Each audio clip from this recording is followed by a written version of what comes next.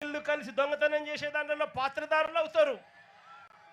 ముఖ్యమంత్రి కొడుకు దగ్గరుండి ఆశీస్సులు ఇస్తాడు. మార్చి 12వ తారీఖు ఆయన వచ్చి చేసుకోపోండి అని ఆశీస్సులు ఇస్తాడు. మార్చి 16వ తారీఖున దొంగతనం జరుగుతుంది. ఇంతకన్నా దిక్కుమాలిన ప్రభుత్వం ప్రపంచ చరిత్రలో ఇంకేదైనా ఉంటుందా అని అడుగుతా ఉన్నా మిమ్మల్ని అందరినీ కూడా. నేను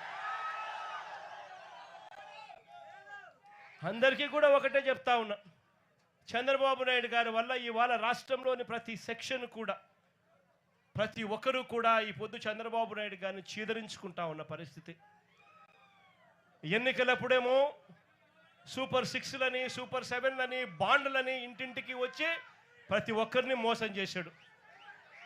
ఎన్నికలు అయిపోయిన తర్వాత గతంలో వైఎస్ఆర్సీపీ ప్రభుత్వంలో ఉన్న పథకాలన్నీ రద్దు చేశాడు. ఆయన పెడతానన్న బిర్యానీ కూడా తీసేసినాడు.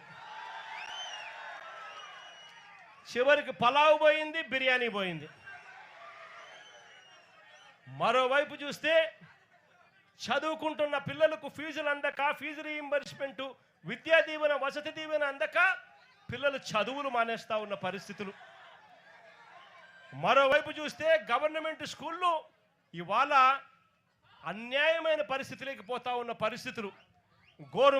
గోరుముద్ద కింద మనం తీసుకొచ్చిన పథకం ఈరోజు చిన్నారులు మంచి భోజనం కూడా పెట్టలేని పరిస్థితిలో ఈ రాష్ట్ర ప్రభుత్వం పనిచేస్తూ ఉంది.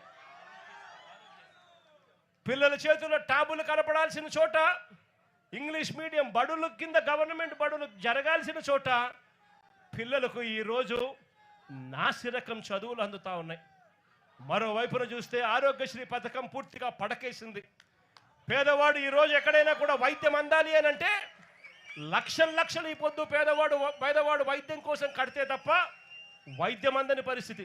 ఇక్కడ కూడా నా దగ్గరికి ఎవరో ఒక బోర్డు పట్టుకొని వచ్చినారు, అన్నా నా పరిస్థితి ఇట్లుందన్నా, మా కుటుంబ సభ్యుల పరిస్థితి ఇట్లుంది అని చెప్పి ఇక్కడికి కూడా ఎవరో వచ్చి బోర్డు పట్టుకొని వచ్చినారు. అదే మన ప్రభుత్వ హయాంలో ఏకంగా ఆరోగ్యశ్రీని 25 లక్షల దాకా ఉచితంగా చేసే వైద్యాన్ని పెంచి